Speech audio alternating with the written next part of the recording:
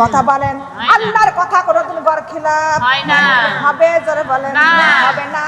আমরা রব্বুল আলামিন যেদিন বিচার করব, বিচারের পর যত নফরমানি বান্দা বান্দি হবে তোমার উদারে সব ফেলে দিব। জোরে বলে নাউজুবিল্লাহ। বিচার করবে চারজনে আল্লাহ তাআলা।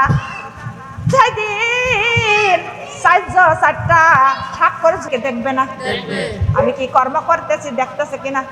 সেই দিন আল্লাহ তাআলা সেই দিনে চারটা স্বাক্ষরকে জোগাড় করবেন।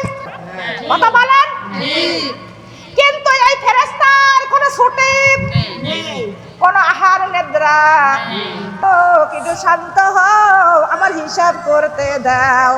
ওরে আমার আল্লাহর কথার মধ্যে কোনো ভুকে জাহান্নামের এত ভয়ঙ্কর চেহারা, এত ভয়ঙ্কর গর্জন, সমস্ত নবী রাসূলরাও হামগুড়া দিয়ে পড়ে।